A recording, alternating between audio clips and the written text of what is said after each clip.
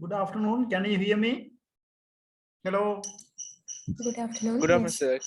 Yes, can hear. Good afternoon, sir. Yes, yeah.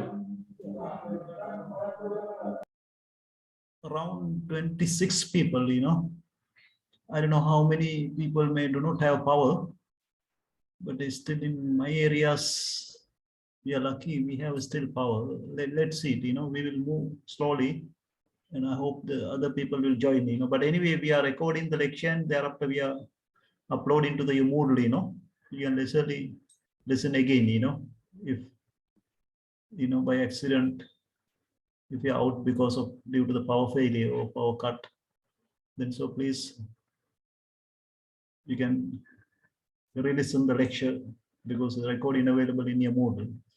Right, for today lecture, I gave you, I think, two PPT files. One is the role of the government and externalities and its impact on business, And another PowerPoint I gave that is regarding the consumer and producer behavior. If I look at the time availability, we will try to cover that also because that is not that much very vast area. We already covered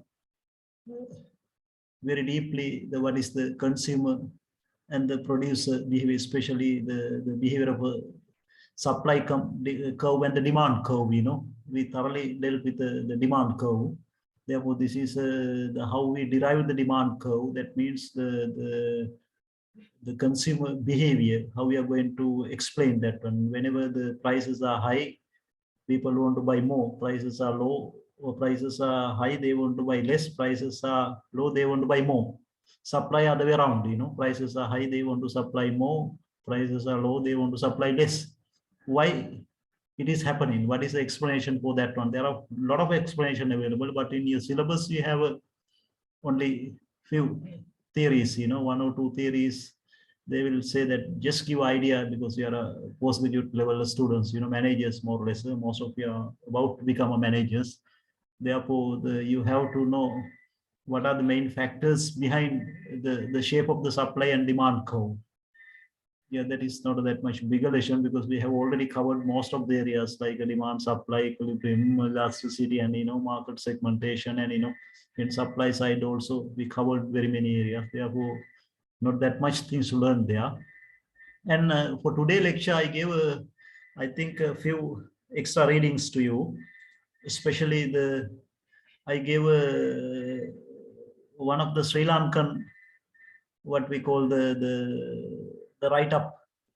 That is mainly the sometime back, Dr. I think Jayanta Kalegama, yeah?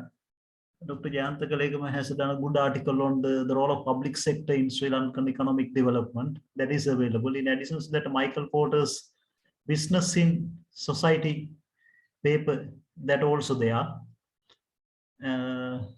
In addition to that, we have a today case study, the role of the government case study. They have mainly discussed about what we call the government games. What we call you have so many type of games. There are value net games, public interest games. Private sector being in business, they are in a game. They are playing a game. Then you have to care about. Government is there. Government appointed regulatory bodies are there, customers are there, suppliers are there, pressure groups are there, environmentalist groups, religious groups, and everybody is there. Therefore, you have to play a right game there. Then you have to mainly play a game with the government also. This is a mainly game approach. This case study developed. We have a various type of games. The multi-level games, links games, and once you read this case, you will understand. And what you have a lot of the examples there, how especially ICT examples are there in IT firms, how like Microsoft and all these things are there, how they are played with the government. Government also never want to give it up. Sometimes some companies cooperate, some compete with the government. That all these things, because I actually the MIT Sloan Management developed case study, then you will learn a lot. Even the extra readings of what we call the change in role of business in society. Can you hear me? Hello? Yes, sir. Yes, sir. Yes, Yes, sir. sir. Then you can read the Michael Porter's, the Harvard Business School, the change in role of business in society. that also interesting article that also mainly discuss about actually the if a private sector corporate world want, they can put government into the right track, but the problem is that they are not doing it, they use government for all the wrongdoings, in Sri Lanka also you can say, if the who's behind the present government, who helped this government to come to power, once they help to come to the power to the government, the political parties, then the private sector duty is to make sure that they are doing a right governance in the country, but that is not happening, what they are going for a profit maximization motives only, by using the government and the lobbying power, they were trying to steal and try to cheat and try to corrupt the systems, these are the things what the private sector is doing, but if a private sector won't, then they can easily push government to create the good governance in the country, that means the private sector can easily create what we call the good government, what is a good government means, they are really respecting to the values and norms, the democratic principles and and the rule of the law and the what we call the other ethical side of it, and care in society, care in family values, and care in environment and things like, but private sector doesn't want to do it, it depends on the maturity stage of the country, if you get a country like USA or maybe the Europe, some of the countries, you can see the private sector is very matured, and they were trying to do that one, therefore government can't do the wrong things because private sector is not backing it, but many developing part of the world, private sector is helping to government to come to power, and thereafter they are using government to make a profit. That was the main problem in Sri Lanka also, if the who are the behind the current government, the funding mechanisms, who funded the current government to come to power. But if these people want to help government to come to the right, what we call the good governance, then they can do it, but they're not doing it, that type of things you will say good policy message coming out of this, the Michael Porter's work. And even he put the key analysis, what we call the shared value framework is there. And in addition to the forces analysis also there. Like you remember last time we learned the 5 forces and things like, Michael Porter always coming up with the key forces identification and have a better relations with these forces. Then he have a success story report, that is his policy message.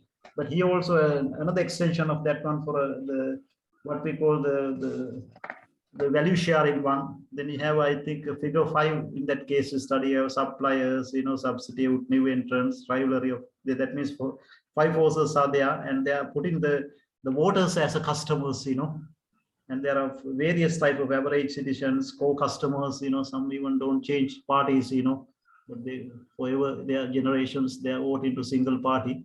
And that way you learn a lot, now the very matured article, and they're mainly value sharing framework they are presenting. That also you can read, then you can get a better understand. The corporate world can do a lot, they are the guys who pay taxes, and who give us jobs, and then why they can't put government into right directions, they won't. And so please read that one, then you will get a clear idea about the where we are, as a developing country. And these are the more or less extra readings you have for today lecture. And you can see that today first we will discuss the role of the government and externalities and its impact on the business. Then you can see the learning objectives or learning outcome of today's lecture to understand the functions of the government in modern mixed economy. And here I say the mixed economy means you find in many countries you find the economy is a mix. You have on the one hand private sector, on the other hand what we call the public sector, and in between not for profit, like NGOs we call it, like Red Cross, Oxfam type of people, then you can see the understand the functions of the government in modern mixed economy. Today, almost all the countries are, we can say, one way or other way mixed economies. And thereafter, to give a knowledge about how government should interfere to economy in failure of market mechanisms. The market mechanism can fail due to very many reasons. We will explain that one later part of the lecture. During that time, the government should come and rescue the economy. Private sector mainly, they are in a business to make a profit. Now the maybe more matured private sector going beyond the profit. While you are making a profit, you have to consider about the society you make a profit. Especially there are social aspects, ethical aspects, environmental aspects. family values, religious value, respect to each others, and things like good citizenships, and the what we call the respect to professional values, and that type of things. Then you can see the such a type of private sectors you hardly see in many developing part of the world. In Sri Lanka also, sometimes private sector never want to invest on your education. If your company knows that you are doing an MBA, that may be end of your career. Yeah, that way, but they have to understand, once you complete the MBA, end of the day they are going to help your company to make a good profit. After you learn all these things from here through MBA, all the theoretical, practical, and applications, and thereafter you are going to use this knowledge to help your company to make a good profit, and to more sustainable way to do business. But the private sector may don't understand it. Sometimes if you ask them to finance your study, they will decline it. Yeah, that type of things happen. Therefore, you can see the countries like the Sri Lanka or many developing part of the world, especially Asia, Africa, Latin America. You can see the private sector is a very short-sighted private sector. It's not matured. Yeah, these things we'll discuss that a part of the lecture. And thereafter, you can see the third objectives of today lecture to give us some idea about the externalities. Externalities means it can be a positive externalities, so it can be a negative externalities. Sometimes some of the externalities help others to increase their income.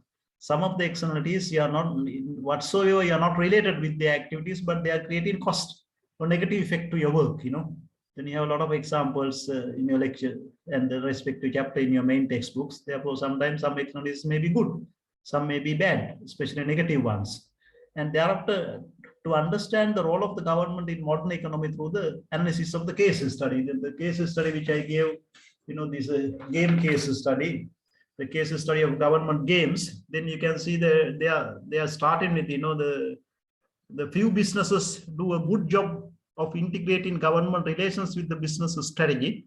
Government policy has an impact on business in so many ways, from taxes to labor laws to antitrust intervention, patent rulings, security regulations, and tax incentives. Then you can see government is doing a lot.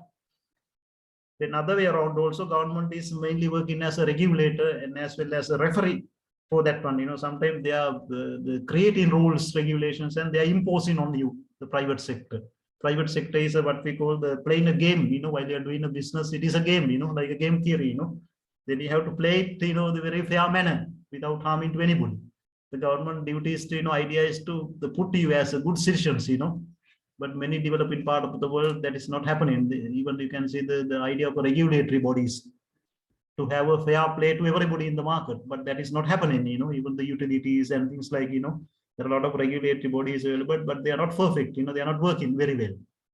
And that way you can see there are a lot of things you can learn out of the role of the government in a modern mixed economy. Especially we have a separate area within the economics called the public economics. Public economics mainly thoroughly deal with the role of the public sector in the economy. Even I gave in your last part of the lecture some of the video links. In these video links you can read it. Sometimes government is making the right decisions, government is making the wrong decisions, and that way the government has the what we call the tax subsidies, direct controls, and the government is a superpower in the economy. They can do anything, but subjects to the what we call the law and order, or maybe the legal mechanisms of the country. Especially the people like David Ricardo, Adam Smith. They were discussing about what is actually the role of the government. If you go to that video links, you will see that the Adam Smith always gave lectures about what is the role of the government. There is a people who are coming from all Europe to listen to him to the Scotland. He was delivering lectures on the role of the government. Most of these writings were related with the role of the government. Finally he said that the private sector is not want to help to others. While they want to make a money. They want to accumulate more capital. While they are doing that one, they will give the jobs, and they have to consider about others. They are automatically they are helping to others, but they don't have any sole purpose of help to others. Therefore, government duties to make sure the law and order and put people to the right tracks and etc. If you read that, if you watch that videos, we have a few video links end of the last part of this lecture. You go there and then you will understand this is not the present topic. For centuries we were discussing actually what is the role of the government. Still, we don't know exactly what is the role, but private sector market mechanism anytime can collapse due to very many reasons. Right. Then we can go to the economic arguments for government intervention. Then you can see most economic arguments for government intervention are based on the idea that the marketplace cannot provide public goods or handle the externalities. The public goods means that, I mean, even though you are poor, you have to consume it. You can see the public health and welfare programs, education, roads, research and development, national and domestic security, and clean environment all have a label public goods, public goods, because market is not providing that one, because there's no profit motive that one. Even if you do not pay, you can't say them to not to consume it, Then you can see other one, the externalities. Externalities occurs when one person's action affect another person's well-being, and the relevant cost and benefits are not reflected in the market prices. Positive externality arises when your neighbors benefit from your cleaning up your yard. The negative externality arises when one person's action harm others. Sometimes you are making a sound after 10 o'clock. Other people can't sleep it. Then other one is that these are negative can be, sometimes your neighbors are always creating this problem. If you are living in an apartment, you can see the next person is making sound or singing a song or whatever, playing a music instrument, it will create, sometimes big sounds come in and, things like, sometimes some neighbors are always create a negative externality, but some neighbors are very good, they have a very clean house, very nice, beautiful, sometime morning you wake up and you see this house, nicely painted and, flowers are everywhere, their family members are very cooperative, very helpful to the neighbors, and, they are very smiley, and, that is a positive things, when you automatically get a something, sometimes whenever you want to say your friends to come, you can say the close to that neighbor, you can name, then everybody knows he's a good neighbor, then what we call the positive externalities, then if you have a positive or negative externalities, you can see market mechanism can completely collapse. That is why we need a government to be there. Then you can see the basic idea is the provision of public goods may be not supplied by the market mechanism. If we have externalities, the market mechanism is not handling that one. Therefore, you badly need the government presence there. But in addition to that, there are very many things. You can see what actually do governments do. Then you can see what do governments do. Then you can see create laws, rules, and regulations. Then you can see likewise earlier I said, the government, if you want to sell your land, then you can't do the way what you want. The government has a rules, regulations to that one. You have to go and get what we call the land registry. You have to find a lawyer and you have to get the deeds, and you have to check it, you have to write and municipal council approval and things like, there are a lot of laws, rules and regulations. If you want to build a house, you can say you can't do the way what you want, you have to get so many permits, permission, and so many certifications for very many places, that way you can see government is controlling each and every part of your life, then that's the way. Sometimes maybe if you want to be a doctor, if you want to practice as a doctor, then government has the laws, rules and regulations. You should be registered, the member of the SLMC, Sri Lanka Medical Institute member should be, have to have a registration number, and but if you want to practice as an engineer, I don't think so you need it. But if you want to practice as a maybe accountant, you need something like, then for some professions they need it, but it depends on the countries and it's the development stage, in some countries, if you want to be a barber or hair cutter, you need to have some certification, otherwise you can't cut the hair of others, you have to show the certificate you got and, from somebody, therefore you are allowed to do it, but developing part of the world without nothing, anybody can, do very many professions, but that was not the case. The government duty is to make sure that, create laws, rules and regulations to control everything, and, the idea is to protect their citizens, unwanted things. And the other things what the government is doing, government is buying and selling goods and services. It depends on the country's development stage. If you get a country like Sri Lanka, the education sector mainly, higher education sector, more than 90% in the government hand. Therefore government buying, selling goods and services, health service.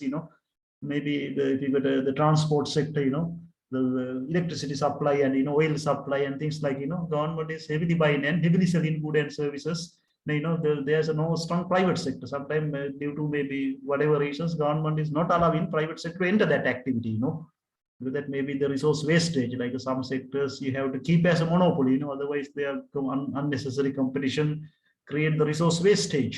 Therefore, government is, the buying and selling goods and services. Sometimes maybe government share is a very much larger compared with the private sector share. If you get to Sri Lanka as example, you can see the main employer maybe in Sri Lanka government, out of employed population, maybe 60–70% employed by the government, not the private sector, the resource consumption, maybe the key utility provisions, the government has a major share, you get take electricity or maybe railway or maybe higher education or water or maybe any other, the utilities, you can say, especially health sector, you can say that therefore government is heavily buying and selling goods and services. Government has a system for that one, whenever you want to buy, you have to go for a tender procedures and things like, the government want to sell something also, they have to do that one. There are specified, the norms and the things are available there.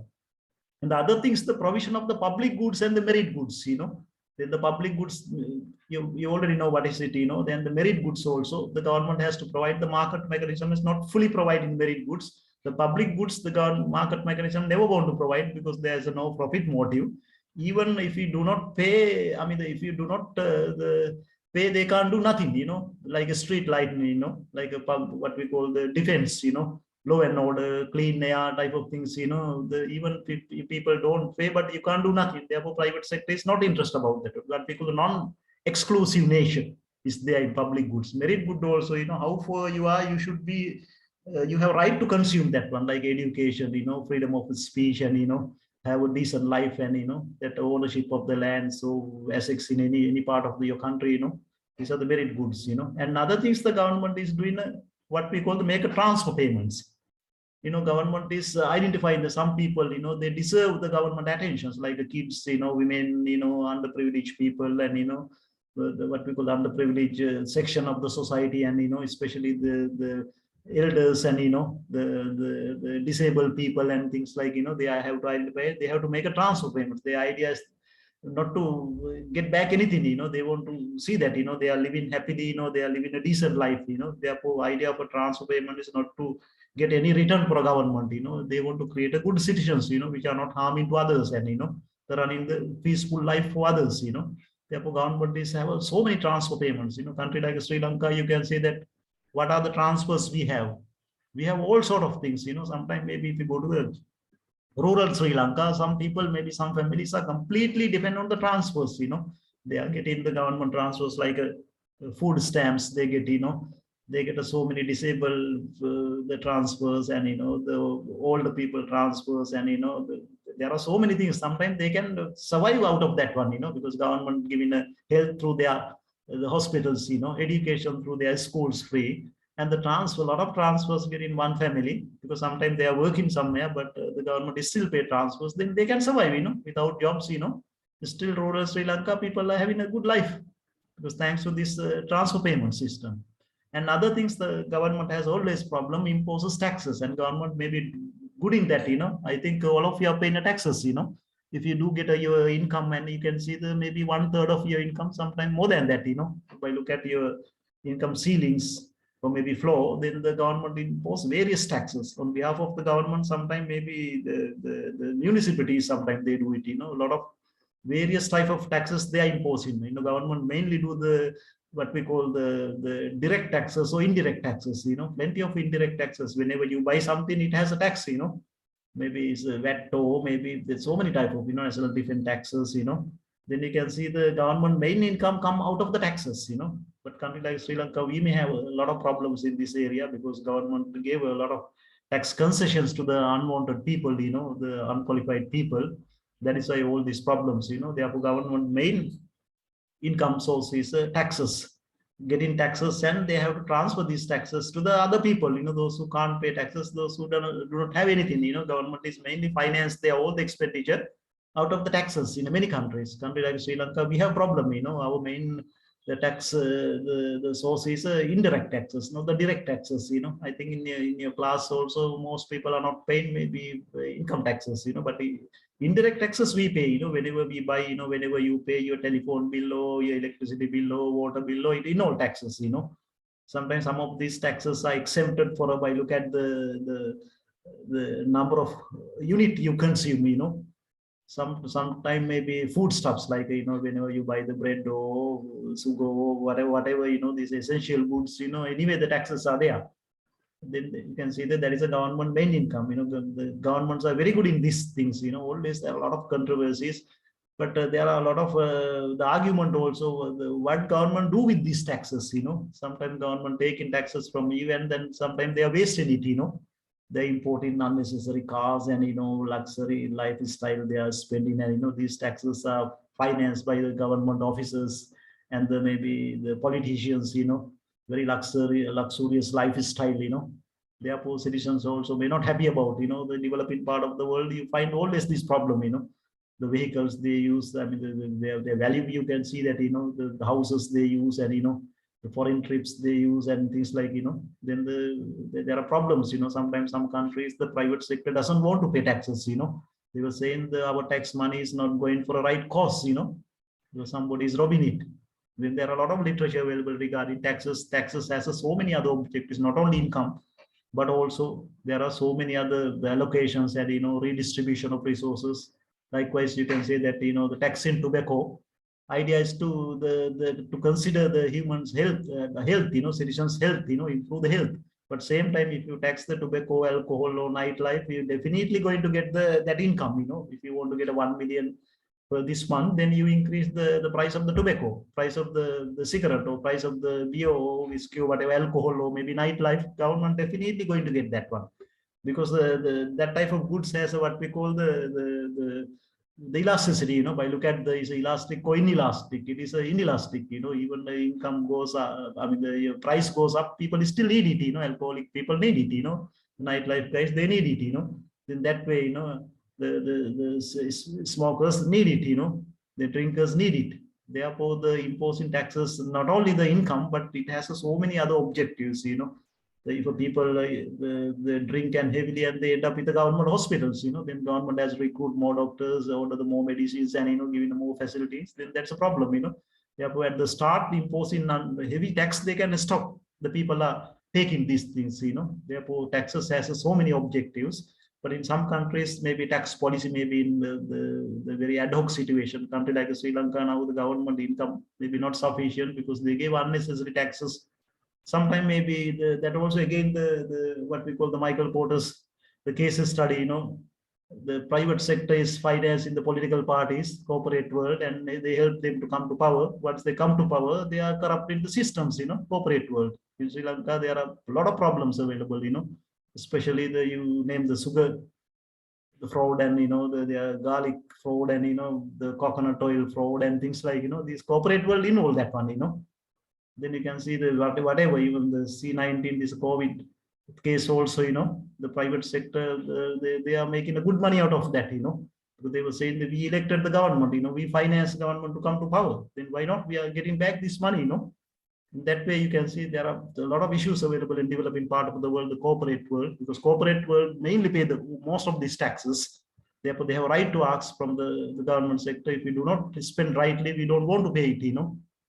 Then that way, the corporate sector in Sri Lanka, they never behave that way. They have lobbies, they were like the chambers, they have a lot of the pressure groups type of lobbying groups. They have professional bodies, they can get together and they can pressurize the government, and they can take government into right tracks. But such a trends you hardly see in this part of the world. Even India is a worse case. Africa is a more worse case. Then other things about the government is try to stabilize the economy. Then you can see that during this the COVID-19 case, then private sector is completely out of the business. Then the government should come and they have to rescue the citizens and the economy.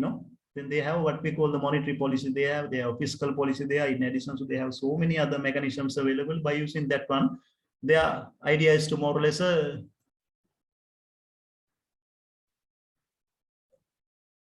somebody Viraj Sanjeev, they sent something, I don't know, on this available there.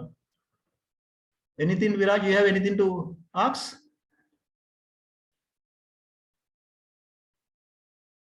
Right, okay, then during the that's okay, I have to disconnect due to the bad. That's okay, then the lecture is there. I know you can listen to it.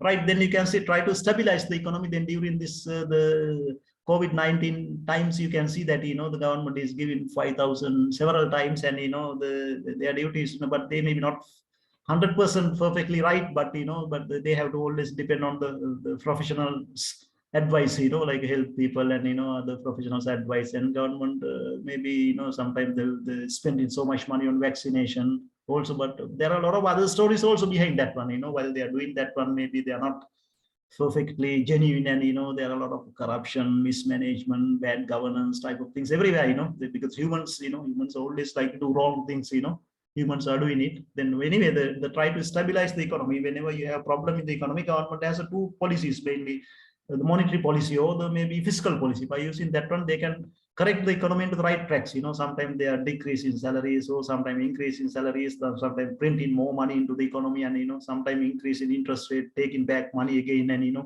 there are a lot of things. Likewise nowadays you can see the what they are doing to stabilize the economy. Our main problem is hard currency. They may don't have any long-term plan, but the short term, the whatever they are getting things, and whenever they found the dollars, through their export or whatever means, they are trying to feed the population.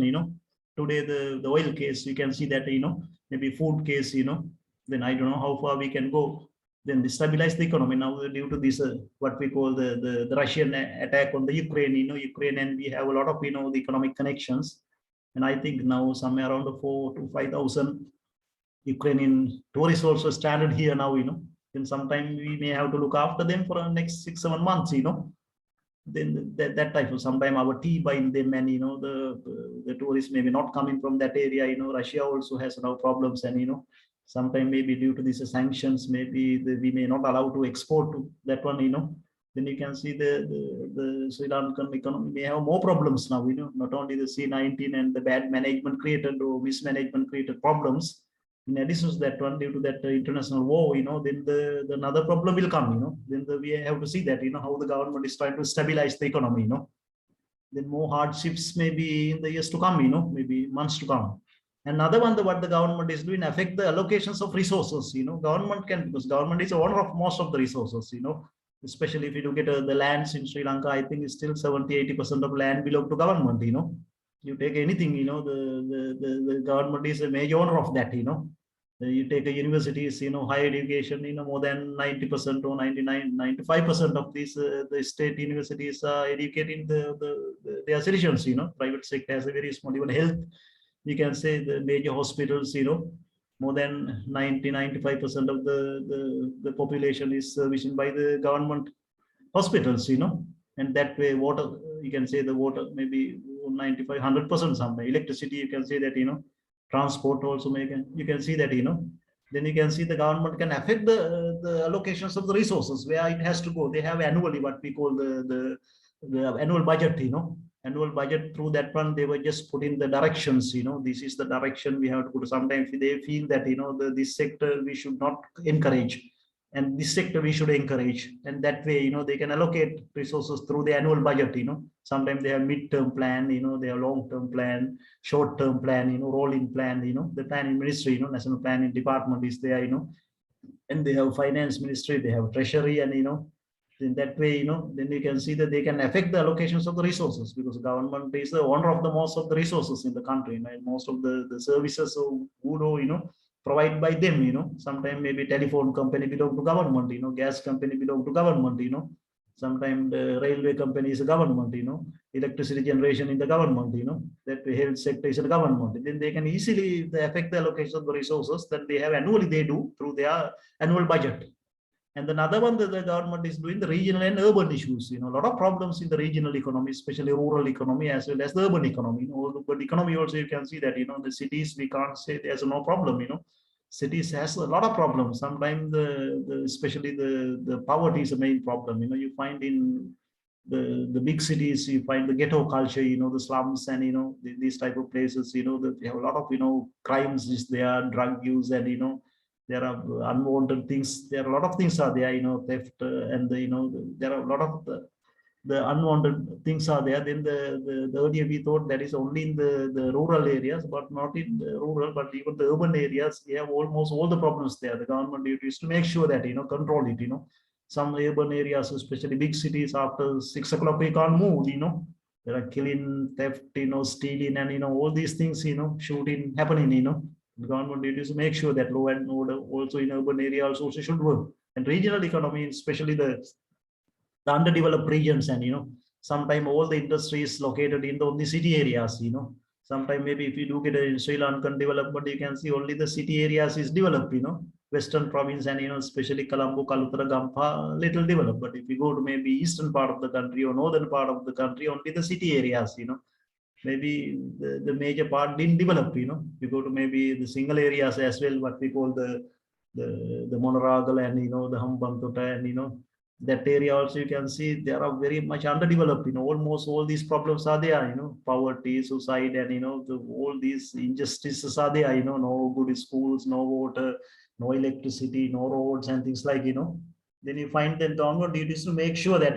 issues in the regional and rural economy as well as issues in the urban economy, government has to tackle these things, and the government has to find solutions. The private sector is not interested, private sector, if there's no money motive, they don't interest. Most of these things are public goods in nature, And another one, the stopping the tragedy of the commons, we should make sure that everybody is consuming the equal amount of the whatever available, rather than somebody is consuming more, then the problem will come, tragedy of commons problems, then the government needs to stop it, Then you have the video links which I gave. You have maybe how the Delhi government is trying to solve the snake problem, If you watch that one, you will see how the Australia trying to stop the illegal immigration problem, Then you can see some time back the lot of cobras and the snakes available in Delhi city, The government don't know what to do with it. Then the government finally decide to whoever capture the snake, they will pay something, Then what happened?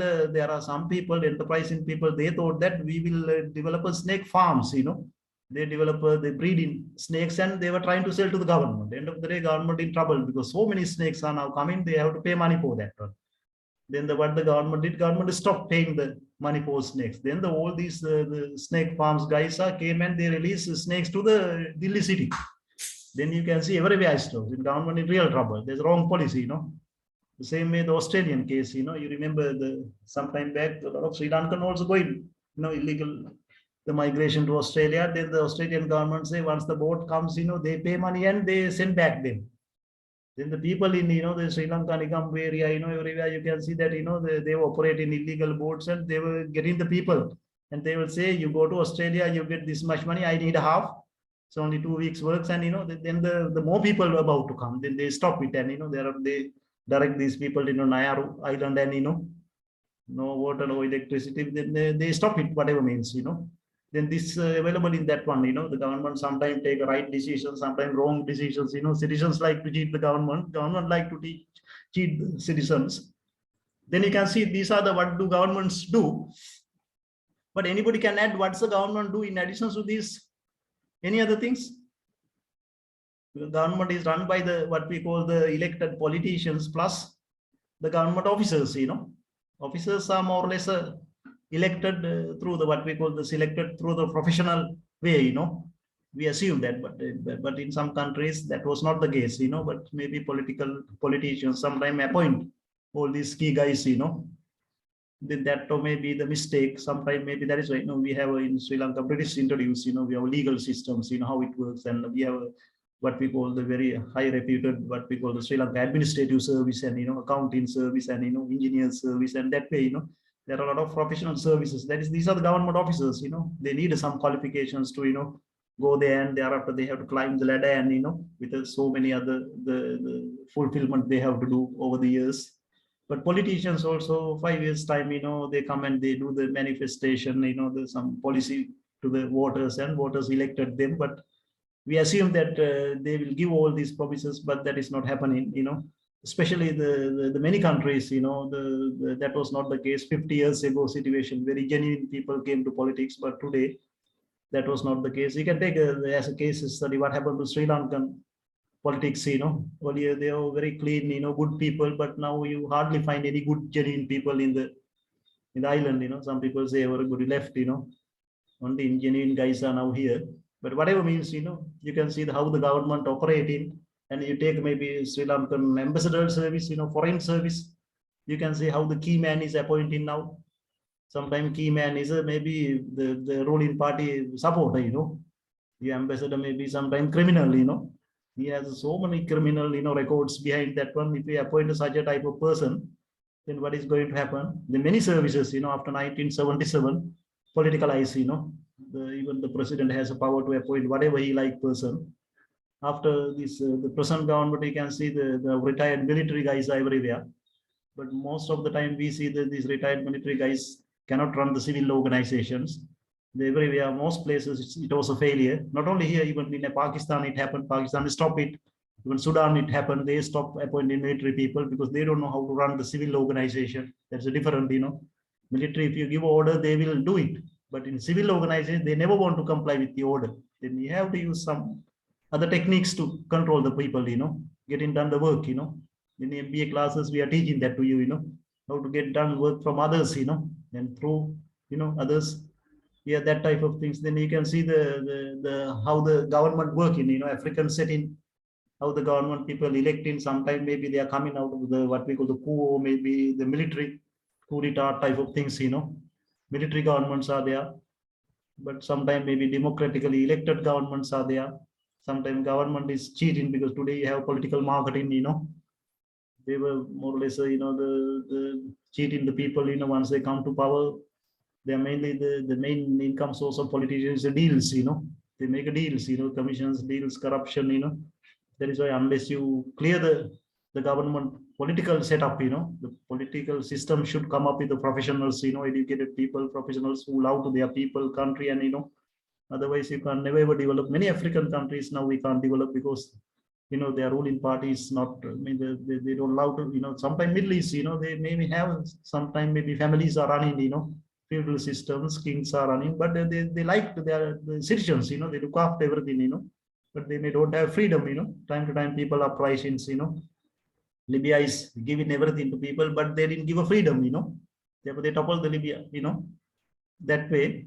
Then these things you see in the main textbooks you have, a lot of some countries political system is a very clean, professionals are running the country, In Sri Lanka also, after 77, it maybe didn't happen rightly, the old drug dealers and all these criminals and these bad guys entered the politics, And once they run the country, you can see this is happened to, what happened to, Sri Lanka is a good case study, As an MBA class, you can maybe identify, yeah, what happened to us, while we are getting independence, we were the best in Asia, Some of the indicators even far ahead of Japan, But today, after 74 years later, what happened to us? We are the problems, maybe good research topic, I know some of the academics are doing research on that one, especially the political science, sociology departments, especially even economics department, they do it, And then sometime maybe you can find the present our foreign currency problem also, heavy borrowing, they didn't put to the right, the investment projects, they put maybe politically very, attractive projects, maybe popularized projects, like roads, airports, seaports, and things. At the end of the day, nothing they created, but even though you have to pay back that money, interest and the principals, then they have no returns. Then the end of the day, what happened? In Sri Lanka, no one knows what is going to happen to us. Maybe next 6 months, day and night it become worse. Then now everywhere you can see oil prices are going up.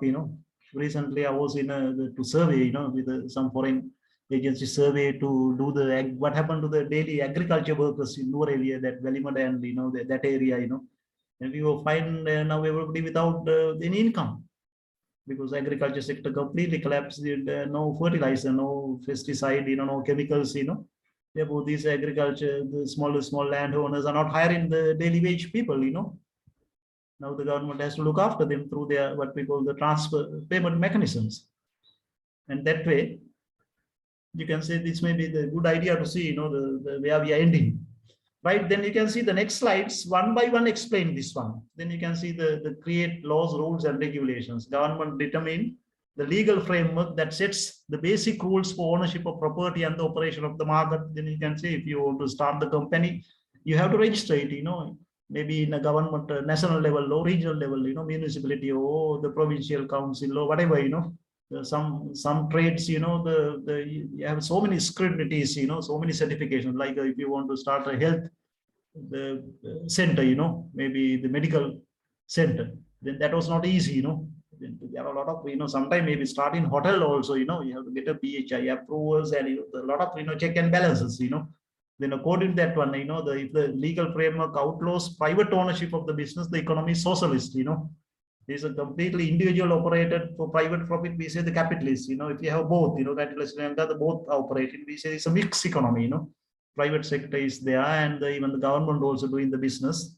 And this is one by one explained, Then the government at all level regulate the economic behavior, set in detailed rules for the operation of the business.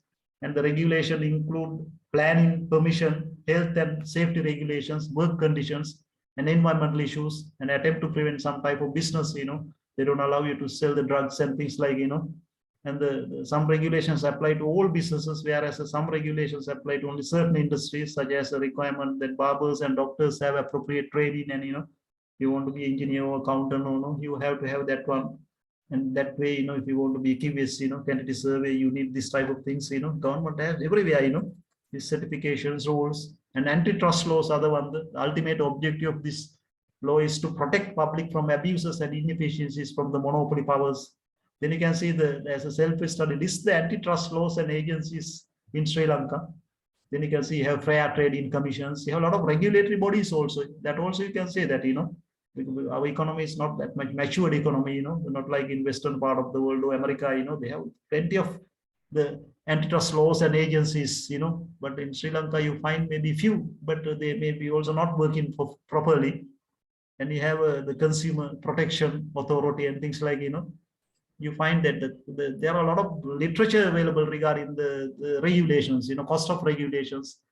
Then if you want to introduce a regulation, it incurs cost, cost of formation of regulatory framework to the government, it involves cost of regulatory supervision to the government, cost of regulatory compliance to the producers and the consumers, the compliance cost, you have to create the organizations, and they have to have always visit there, and they have to check and do all these things. It costs something, Economic efficiency costs, such as a monopoly and the merger preventions. You find the monopoly and merger all days, there is a game play by the private sector, they always go for the acquisition and the mergers and things like, then the government can't do nothing, Then you can see the in your textbooks, you have so many the cases studies regarding the IBM and the Microsoft and the AT&T, and sometimes these companies are fighting each other, to get the whatever the fair playgrounds, and the Microsoft lead to the lower prices, less profit, and the more consumer welfare and killing efficiency and innovations. And there are arguments regarding that one,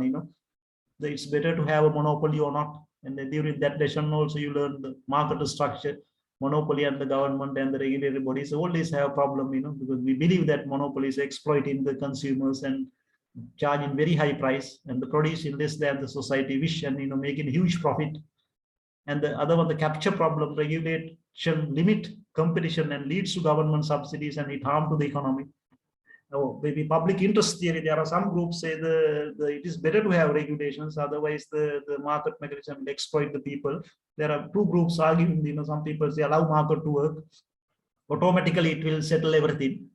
But some groups say no, that is not the way. Small and the medium guys are in trouble, only large people are getting benefit. And the other things the government is doing, the buying and selling the goods and services. As I said earlier, the government own a lot of resources, sometimes maybe defense, court system, education, maybe the energy and the transport, and all these things, then the government are heavily buying, and government are selling these things to people. But government pricing mechanism, you learn earlier how they do social, the profit equal to the social marginal cost. Then you can see the country like Sri Lanka, government is doing very many things, sometimes maybe major employer government, major service provider government, sometimes government do the physical product also, not only the services. And the transfer payments, then you can see the transfer payments are the payments for which no current direct economic services provided in return. Government never expect anything from you, government giving so much free money to their citizens, Sometimes maybe the pregnant mothers are getting, from various the gift grants from the government, disabled people are getting, and old people are getting, and and sometimes maybe you can say the in a way the pension also part of the transfer, government never expect, but during your working time you help government, but even non-working times the government is helping to you to have a better life, then that way, some countries you can say the transfer is the consuming major part of government income, then we have the public social spending as a share of the GDP. Then you have all these data, if you go to the internet, you can find all these data, so you can see the public social spending as a share of GDP is going up, all over the world, especially in the western part of the world, these countries you can see European model, anyway, the welfare oriented model. American model is mainly the what we call the growth oriented model. America is not giving that much welfare, but there's a growth oriented, but everybody has opportunities there to work. And the other part of the Europe and maybe the Australia and the Canada also heavily welfare oriented countries. But if you get a South Asian region also, sometimes you can see over the years, we go to the World Bank database, you will see that, over the years it's gone up, the public social spending, mainly the part of the transfer payments is going up. We have old data and the new data. If anybody wants, you can go to the source, our world data based on the OECD database that is available. Then you can see the government activity as a percentage of GDP. Then you can see all over the world, it's gone up. All the scale of the government activity is much bigger in a country like Sweden than in a country such as the US. Sweden more or less, Scandinavian model is heavily welfare oriented. If you work or no difference, you get the same salary. But tax is very high, because the government is taken from those who work and give to those who do not, even if you do not have a job, you can still go to the summer vacation, government is giving hotel booking, all the tickets and, everything, giving free house. And there is why, some of the developing country, our people are trying to go there and get this, disappear in this welfare one. Another one, the government is impose taxes, the government pay for the goods they buy and for the transfer payments they make by levying taxes or borrowing, the country like Sri Lanka, we have serious issues regarding that one. Because the current government, they cut the taxes for the big people, and even the tax management, tax base has, a lot of problems there. Then you can see taxes rises at national level, such as income tax. So the value-added tax are usually supplemented by local taxes assessed on property values, so household size. The municipalities are taking the taxes from you, but they do some services for that. They are cleaning your garbage, and they are, that way. Then government idea is now introduce a taxes to even police also. Police also can collect tax from the household, because they are creating the what we call the law and order, the good environment, the crimeless environment, you to have a peaceful life, therefore they were saying now that they also can tax you, even the what we call the hospital also now can tax you, not only municipalities, these tax probably may be coming in the future, but not now. But the World Bank is proposing that one, the countries to impose that one, because thanks to police station, they are living a very peaceful life. Therefore, the police have a right to ask some money for yearly, like tax. And you have another data, government is spending, you can see the all over the world, it's going up during the sometime, going down during the what we call the pandemic times. It has gone all over the, if you go to the data during the pandemics and, the natural disasters time, the government has to look after it, private sector is not looking after. The good example is during this C-19 period, you can see the all over the world, government income stopped, but expenditure has rocketed. Then the government has a huge problem balancing it. Then the government is spending as a percentage of national income. You can see the scale of government actually has risen over a longer period. Then you can see whatever we say, we need a small government, effective government, and we have to promote the private sector and not for-profit sector, even though around the world, government activities are increasing. If you look at a country like Singapore, also you can say that, still government, make the very major part of it, the game, they are running it, whole Singapore running by the government actually, clean government, they run it very professional, if you go to Far East, other countries also, Thailand or Indonesia, Malaysia, behind their success, mainly government, government is a lesser corruptive, and professionals are under government, and good governance is there. Sometimes maybe the ruler is not that much democratic, but they love their own people, There are a lot of stories, cases available regarding the textbooks in the respective chapter. They were explaining how the Far East captured the West within 10, 20 years. They captured the USA, Their per capita income has gone up, agriculture, the oriented economy, they changed to industrial and service oriented economy within 20 years, They heavily invested on the what we call the S&T, science and technology, research and development, and they heavily invest on the youth and, and that way. And you have other data, the government debt as a percentage of national income. Then you can see all over the world, the debt is going, all the governments are heavily borrowing. Country like Sri Lanka also, we borrowed, but we didn't invest in rightly. Then now we are in this trouble, not only this government, everybody has to responsible, all the after independence, 74 years, this country governed by the two political parties, and more or less other parties helped them, Then whatever the political party, you can say they were there, they were helping, last time the what we call the JVP was the part of the some governments, during the Chandrika's time, they were there, during the Ranil's time, they were there, but therefore we can't say that they didn't get the power, more or less they got sometime. Then maybe we have to see that, all the political parties 74 years run this country, then everybody has to, even citizens, even academia, media, and scientists, educated people like you, corporate world, they were very silent while they are wasting, doing all these wastages, If we make a sound during that time, maybe this may be not going to happen, At least international community will stop giving that one. But most of the time they can see the African regions, behind all these disasters and mismanagement, the Chinese money, Chinese identify the right people, and they know how to corrupt the systems and things like, that way. There are a lot of research available regarding that one, you can read rather than I'm saying it.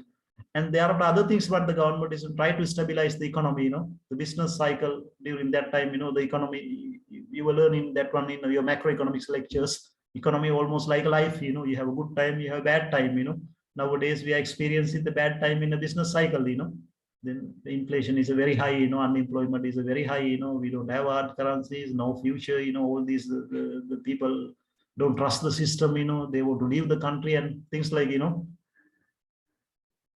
Then you can see that a lot of things are happening there. Right, then the business cycle lessons, you will learn all these things, whenever you have a slump situation, economy goes down, it's never coming back.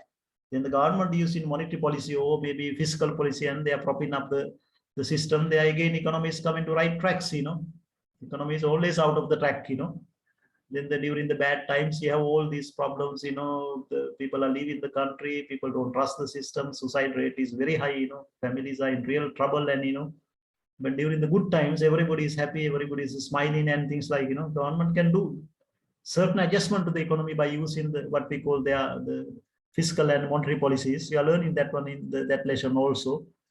And you have the allocations of the resources, as I said earlier, the government own a lot of resources, and the government's providing a lot of the good and services. Then therefore they have naturally they have a right to allocate the resources to the sectors they like, through annual budgets they do with that fund. And even sometimes they are putting private sector into the right tracks, by giving some signals like, incentives, the concessions, and, sometimes direct transfers, trainings, and, the opening up and, giving some heavens for them, that way they change the resource allocations. And even they were talking about the taxes and the idea of a taxes, as I said earlier, not only income, but through taxes, subsidies, they can change the market mechanisms, the way the private sector is working.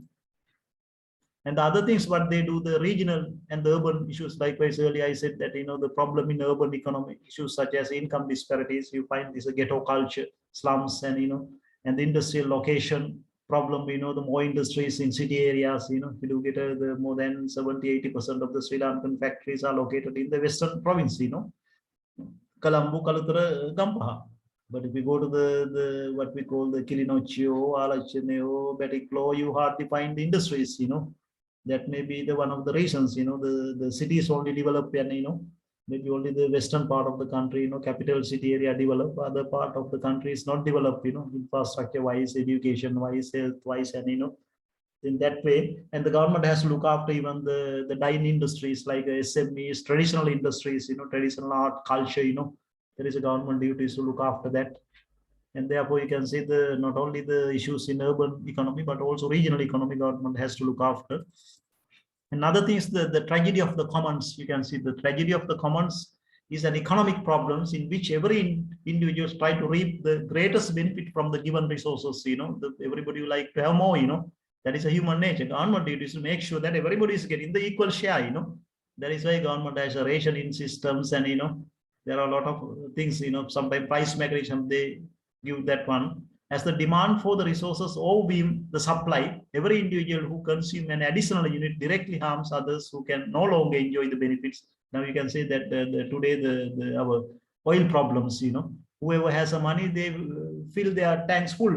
Those who do not have money, they can take only 200-300 rupees one. The three-wheelers drivers or whatever. People. The problem is there. We have a limited number of supply. Maybe 1 or 2 bowsers of oils come in.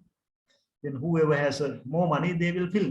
Others they do not have. That was not the right. The government can have sometimes coupon systems. By look at their status. Maybe their income and whether they are working as a the education level, low government officers or whatever. Sorry. By look at that one, they can have rationing systems. Then everybody has equal access to resources. Otherwise, those who have rich people, they come and they take everything. Poor people doesn't have anything. Sometimes all the oil maybe end up with the Colombo. Especially the western province. But other provinces, people may do not have even the gas problem also. Even the milk powder problem. Sometimes Colombo people can afford whatever cost. You increase price, but anyway they can afford it. But the poor people are the problems. Therefore, government duty is to make sure that whatever available amount equally should distribute among their citizens. Generally, you can see the resources of interest is easily available to all individuals. The tragedy of the commons occurs when individuals neglect well-being of society in pursuit of the personal gain. Sometimes in some countries, especially in Japan, whenever I think some of you travel to Japan, they never want to buy unnecessarily. They buy very even during the tsunami times or the crisis time, they only take the one bag of goods from the supermarket. But if you come to Sri Lankan situation, whenever tragedy comes, they want to, whole supermarket, single person. They never think about others, Some cultures, they really care about others, but some cultures don't, Then the government needs to make sure that to stop this tragedy of the commons. Then you have a lot of literature regarding that one. In your textbooks, you have that. Another one, what should governments do? Can you hear me? Everybody can hear me? Yes, sir. Yes, today I may be questioning from you, each and everybody, the things what we discuss here, We found that some people put just only and they disappeared, Then I can see who really in the class. Yeah, bad weather, he also come in, I am getting few messages regarding the bad weather, but it's okay, These are not a big things, Anybody gets a common sense type of things, What should governments do actually? The general argument for government intervention is market failure. Market is not perfect, Supply, demand, equilibrium, elasticity is anytime it can fail, If you have externalities, then it will fail. If you have public good situation, market mechanism is not providing that one, Then sometimes market do not allocate resource efficiently, and the government intervention may improve the economic performance. That was a traditional argument. For centuries we are discussing. More than centuries. 5-6 centuries we were start of the human. Start of the state. And the government. From that day on we are discussing. What is actually role of the government? Why do we need government? Why we can't privatize cabinet? Why we can't privatize the parliament? But still the people are discussing that one. The government should be there. If the government intervene into the market mechanism, then it will give the perfect signals. Then those who cannot come to the market mechanism, they are also getting served by the system. That was idea. Sometimes economy can improve. Economic performance. Good examples, the countries like Far East. These are Korea, Japan, Thailand, Taiwan. You name all these. Malaysia, Indonesia. These people, government did a very good job, That is why the economy is moving rightly. Then you can see the textbook. So economic theory identify 6 broad type of market failures. Market can fail whenever you have business cycles, Then if you have a what we call the bad situation in business cycles, then the government should come and rescue the economy. Private sector is not interested. Then that is why government has so many policy instruments. They have policy bodies also, especially the central bank. They are treasury, they are planning ministry, they are so many government apex bodies are there. By using them and the various policies, especially monetary policy, by using if they do feel that there are problems, they are printing more money and put it into the system. Then sometime it will work, to a certain extent. In these days you can say that so much money is printed and put into the system. Final outcome is more or less the hyperinflation. But to a certain extent they can absorb, because last 2 years the economic activities is squished. They didn't expand. Therefore the economy can absorb some money still. But there are limits. After some time they can't absorb. Then they have the large amount of money is chasing a small amount of goods and services. Then the problem will come. Then another one, the exchange of the public goods. As I said earlier, the market mechanism is the market mechanism do not see a profit motive behind the public goods, because public goods has a special characteristic. Therefore, private sector is not interested, like a street lighting, law and order, and the environmental clean environment type of things. The private sector is not interested. But now maybe more responsible private sector is really caring about what we call the overall welfare of the society. But in Sri Lanka also some companies are maybe spending money to protect the Everest, maybe sometime Amazon rainforest. If you ask the big companies, the annual budget, they may have some percentage for that. They understand. And other one, the externalities, as I said earlier, negative externalities or positive externalities, during that time market mechanism will collapse. And information related problems, the people doesn't have first hand information. Government duty is to make sure that give a first hand the correct information to the citizens. Then the citizens take the right decisions. If a government may not giving the information to their citizens, citizens are taking the wrong decision, then they are in trouble. Therefore, the good governments, the always giving the right information. Like you can take the Sri Lankan farmers case. Farmers never get a good treatment from any government. Because government is not genuine on the farmers. They can give these are the right crops to cultivate. These are the prices available. These are the input available. These are the right crops to cultivate in the next season. That way, some countries are very good. Countries like India, Nepal, and Thailand, the Malaysia, they were very good in that one, giving first-hand information to their citizens. Sometimes parents doesn't know what is the right faculty to send the kids. Then the market is not giving the right the signals. Market always giving the signal in a short term by look at the demand supply mechanisms. If a doctor's prices are high, they give then all the parents want to send their kids to medical schools. End of the day, they will see the only government is hiring. Private sector is not that much developed. The government may do not hire their the investment in water. That happen. Then they have to go to the like farmers in other schools. Maybe lower schools they are going. And that way, the information related problems due to that one market mechanism can collapse. Another one, the monopoly and the market power. During that time, anyway, the monopoly has a bigger market power. Then the market mechanism completely collapsed. That is why the monopoly, we want to always control and promote the competition. That is why we have so many regulatory bodies, apex bodies, commissions, and to give the maximum benefit to the consumers.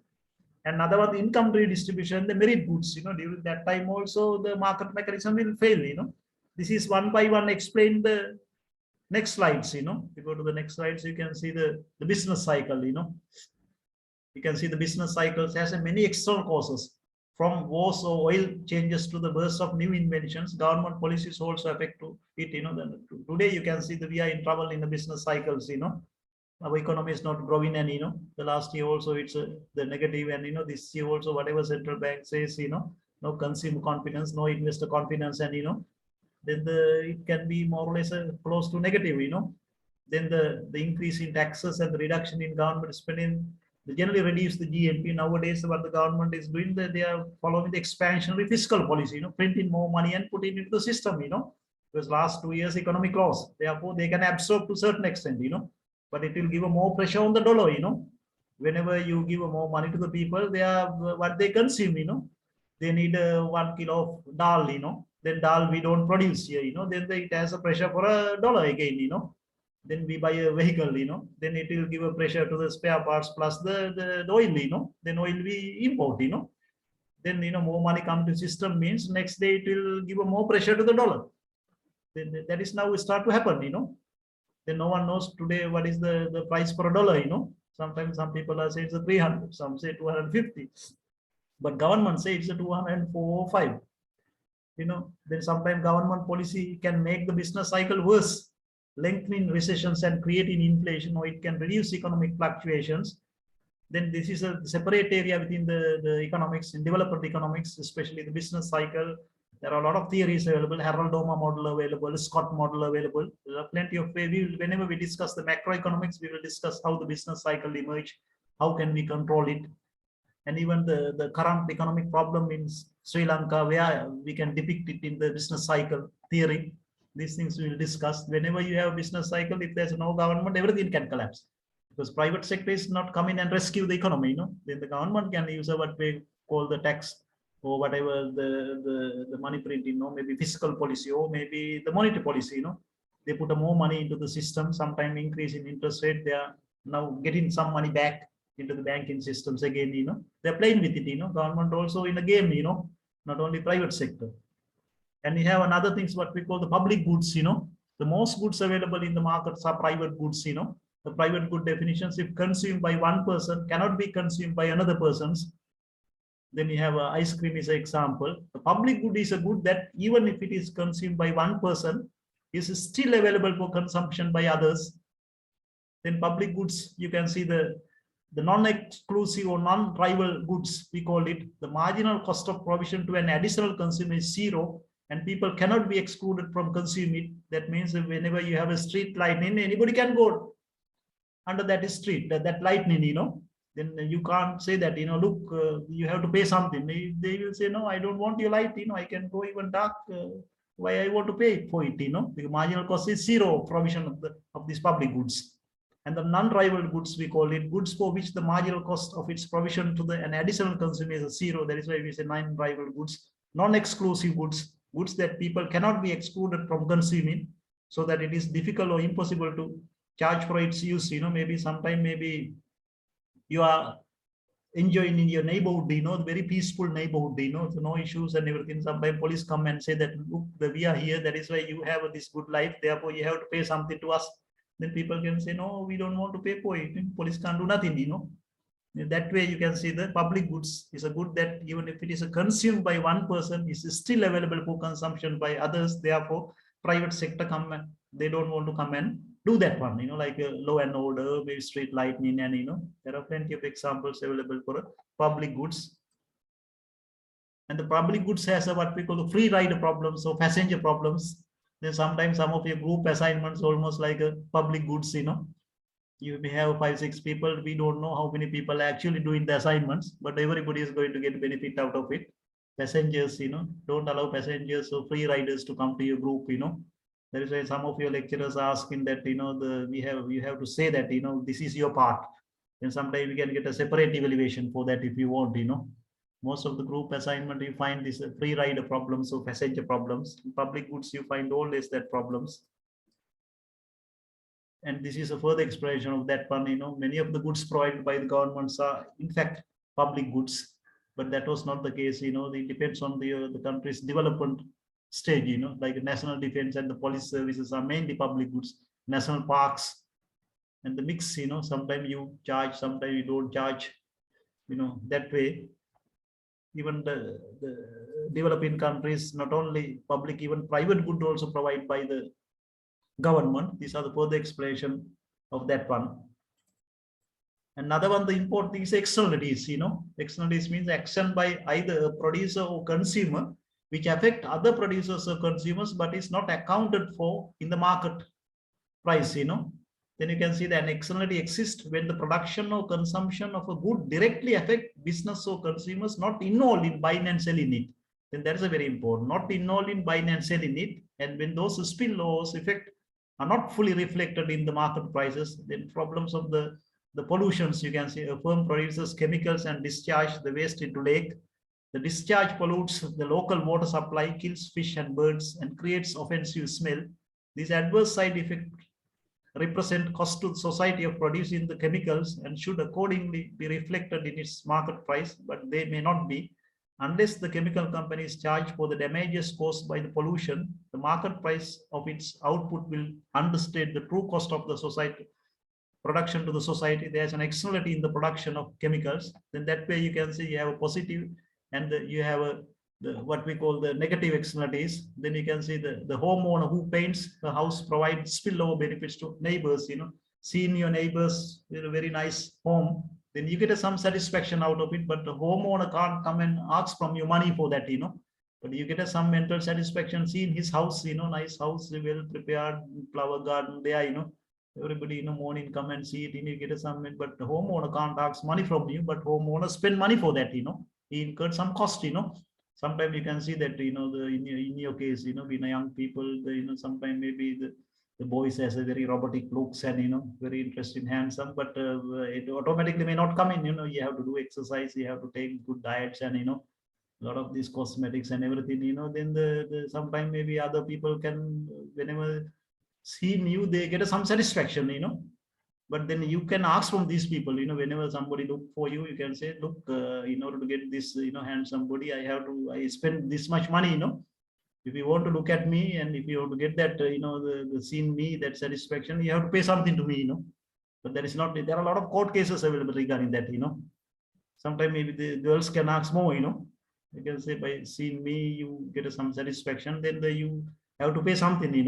There are a lot of court cases available, and especially the famous one in your textbooks, you have a bee honey case. The bee honey garden. There are the two neighbors available. One has a bee honey garden, other has a flower garden. Whenever flowers are coming there, the bees are going there and taking the honey, and then there are famous quotes. Then the flower garden person went to the court and say that whenever my flowers are booming, I have to spend this much cost, and other person freely getting the output from me. Then I have right to ask 50% of that product to me. And there are, whenever you have a negative or positive externalities, a missing market. Market mechanism is missing. There are a lot of way to capture it. Now we have a separate area called environmental economics. Environmental economics, we have so many way to capture that one. And you can see that there are a lot of literature regarding the externalities, type of externalities, production externalities. You have consumption externalities, we have interaction of consumption and production externalities, public sector externalities, the pecuniary externalities. That way is a big literature. And another one, the information related problems. Then the consumers and the corporate world should get the very right informations from the government. Right signals. Government should be very consistent. If the government say morning one thing and daytime another thing, afternoon other things, most of the developing countries, governments are, they never give a right information to people. Today the Sri Lankan problem, sometimes you can take as an example. No one knows the truth about the economy. Government say a lot of things, but people don't trust it. Citizen, no private sector. They know the government in deep trouble. When it comes to hard currencies or local currencies. Then the government should give a right information to citizens. Government has to say, look, this is our situation. Then the people can adjust their lifestyle. Otherwise people still see the government say, we have enough dollars, we have enough currencies, we don't have any issues and things like. In that way, the government duty is to make sure that otherwise the market mechanism will collapse completely if there's no correct perfect information. Whoever has a perfect information, they are winning in the market. In that way, you can see that if you don't provide the right information, market mechanism completely collapse. You have monopoly and the market power. We discussed this on very many times. The monopoly has a big market power, then the market mechanism definitely going to collapse. This is a further explanation of that one. Some monopoly should available in the economy, like railway. Otherwise everybody want to develop a railway track. But service provide can be very many people, but still in Sri Lanka, the Sri Lankan railway, the service provider also the government. That was the big mistake. Sometimes the maybe railway we can break into the different areas, different zones, and we can add to different companies to operate. That ultimately the consumers are going to get the benefit. Otherwise this trade union and these heavy political oriented people, the corruption and all these things are there. Then the track owned by the government, anybody can hire the tracks. If you get a Sri Lankan railway track, night almost free. Maybe long distance, then the private sector can use it. Then sometimes the night they can bring the vegetable from the Noor area to Colombo, Wellington to Bandara, but that is not happening, In that model, then even the World Bank and everybody come in and say in IMF, all these loss-making institutions should be restructured, nothing wrong with it, like Air Lanka, there is a heavy burden, It's better to have a national, the airline, maybe national pride, but the small developing countries, especially countries like us, we can't afford it, especially politicians and their supporters are running this organization, then they make a big mistake there. In that way, like oil sector, we have real serious issues there, oil company and the what we call the airline company and even the railway company, we have somewhere around I think 17 huge loss making institute, these things has to what we call the restructure, you restructure, most of your problems going to be over. In addition to that, other over 100 state-owned enterprises are making huge losses, then there should be reasons behind it, then we need a restructure in it, but that is not happening, if you go to IMF, these are the messages IMF is giving to you, then that may be very painful for politicians and the whatever the government officers, that is the playground, they play their game, but if they lose these things, they are in trouble, read your respective chapter, then you get the more knowledge about that, especially in how the Africa is working, how the Latin America is working, how the Asia is working, our situation sometimes may be much better than the African situation, Latin America is a little now upward, but South Asia, some countries are doing better, but some countries may have issues, countries run by the families and, countries run by the professionals and, that way. Another one, the income redistribution and the merit goods, then the distribution of income generated by the free market has no ethical claim to be fair, then market mechanisms, they don't care about if you are a poor or high income, they treat everybody same way, then you have what we call the government want to intervene into the market mechanism. You say the prices, see the flow pricing system, and they were changing the market mechanism. Then the merit good is another one. The merit goods are goods that society think people should consume or receive, no matter what their incomes are. These goods are underproduced or underconsumed if the government do not interfere into the market mechanisms. Then you can see if your income, it doesn't matter in nationality, income or whatever educational level, you have to consume that one, like a free education, maybe health, shelter and food, basic foods, then that way, the government should, otherwise the poor people can't afford it, Nowadays you can see they are giving state people this the wheat flour for maybe I think 70 rupees or something, but they have to extend to other rural areas also, that one, otherwise poor people can't eat, even rice also now, price, many countries do it, India is a good example, especially the Kerala, Karnataka, Tamil Nadu, you can see they have that the free food policy, that is why the party is coming to power. In Sri Lanka also you can see that now they extend to the state population, plantation, but that one maybe they have to extend to other rural area, the single and the slum people also.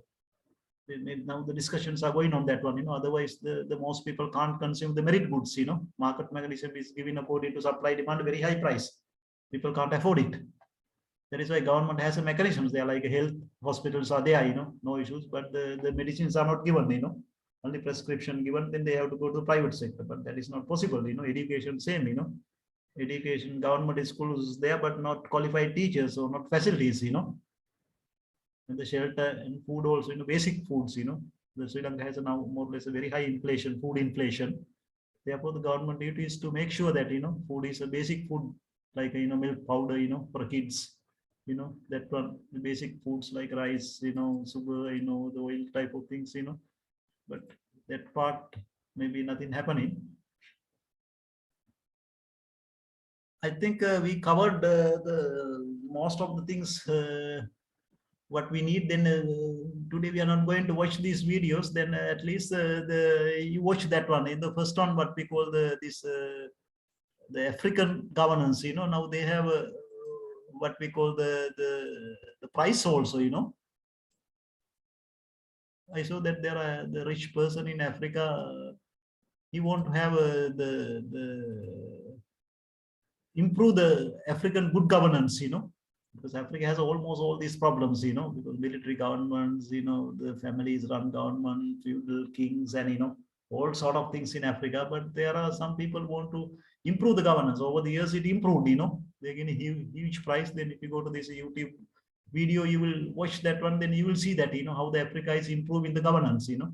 But South Asia, maybe some countries it improved, but Sri Lankan governance also, because we find always in media reporting very many stories, then it's better the governments to improve the good governance. You read these things, part 1 to part 5 up to, they were discussing about the how the role of the government has evolved over the years, and especially a lot of philosophers, thinkers, especially a lot of economists like, Adam Smith, David Ricardo, and Smith, I mean, the Mills and, type of people, they were discussing about role of the government, it was a critical, what actually government has to do, why government involvement necessary, do we have a good government or not, how do you create a good government, in Sri Lankan case, you can say 1940s government, maybe 50s government, 60s government, each 5-6 years time, new political parties come in, the two parties govern Sri Lanka so far with the help of others, small parties sometimes join it, then you can see the today our situation, and maybe some areas we may have achievements,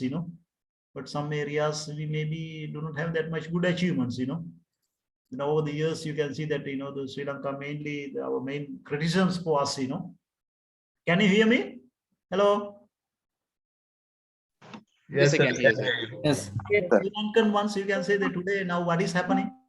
74 years after political independence, now all the Sinhala Buddhist youths are leaving the country, They were saying no future in this country, If you go to the education ministry or maybe the foreign ministry, you will see how many people are there to get certified their education qualifications.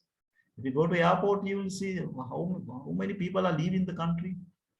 Why they are leaving. If you ask from anybody, they will say we don't have a future here. From independence up to now, you can trace it. Now 1948, everybody want to develop the country. All these in Sinhalese, Tamils, Islams, and even other nationalities we have. Portuguese we have Dutch, we have even the Parsis, and we have the Bora people, and we have some Indians. Very enterprising people.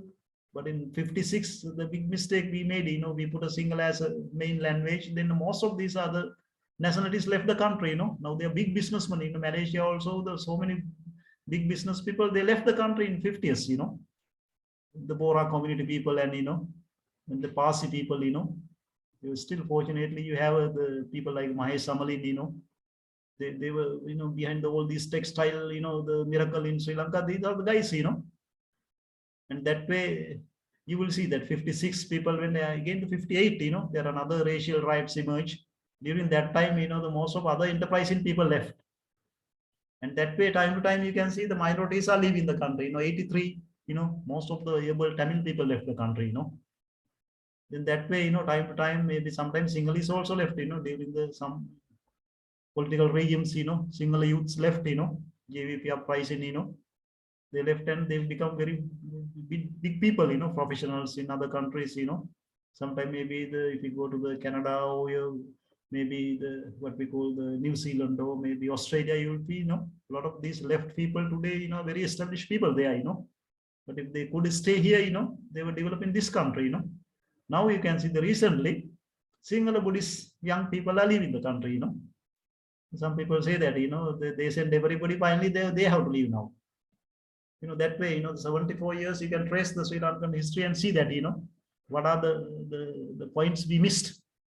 Then good for to do maybe MBA case study, what happened 75 years later. Then you can see the case study. You have the case study of government games, government also in a game, private sector also in a game, while you are doing what we call the while you are doing a business, you are playing a games, game with your employees, game with the trade unions, game with the pressure groups, game with the government, and the government also play game with the corporate world. They have regulatory bodies, they have tax laws, employment laws, and things like very many things. Then you read this one, then this case study discussing the new angles, game angles. They were saying the government role is a rule maker, and government do even referee role also, government implement all these things, what we call the interpret the laws and enforce the laws and the regulations. Government has that power.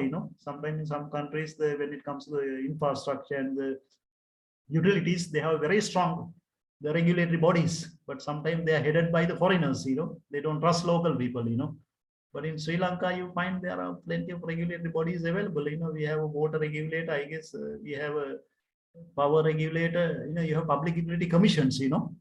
Telecommunication regulatory commissions, and many locals run.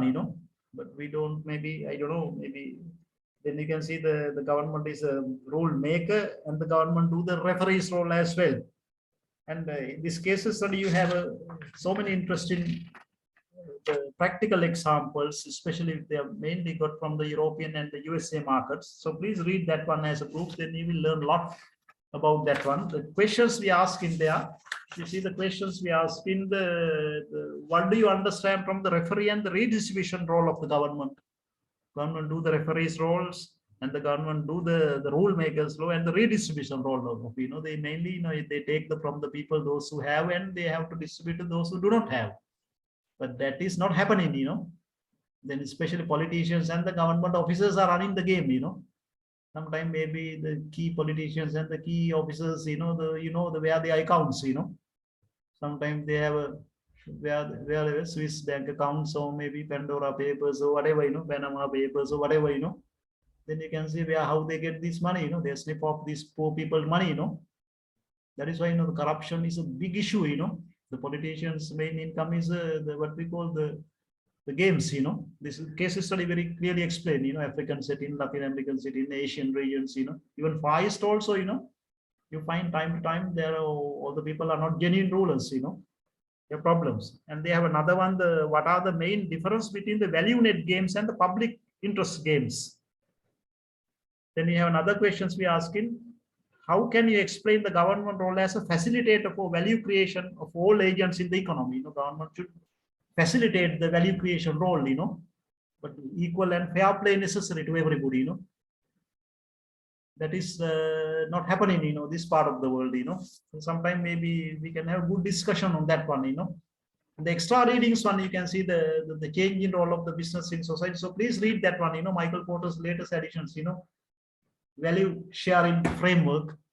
They were saying that, in their summaries, encouragingly, business is beginning to accept its responsibility to society, not only making profit and looking after employees and the shareholders and the, company directors, etc., but also overall society, the very nature of business competition is shifting as the companies work to address social and economic needs through profitable business models, Now business model has a multiple aspects, early it was only profit part.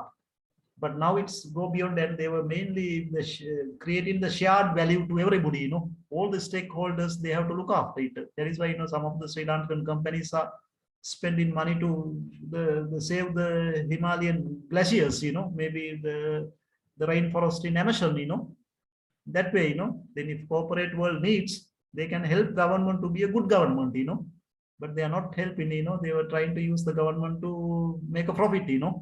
In Sri Lanka, you find media is always reporting, behind all these bad things, the corporate world, maybe somebody there. Sometimes corporate world is financing these bad things, the bad governance behind the corporate world, but they are not directly, but indirectly they are involved, Sometimes maybe attack into media, attack into academia, In many countries, the academia is very, very sound, but in Sri Lanka, academia never talking anything, None of the university professors, maybe they are trade unions, so professional bodies come and, talk about the today problems, Then that is why this nation, academia should be responsible for that, If academia come forward and say something, they will lose the job, But there are international bodies available to look after them, Even they will give a citizenship from their countries, they will give a monthly salary and everything, There are bodies available for that, Even media, Media also not directly answering questions now, If they ask questions, they are in trouble,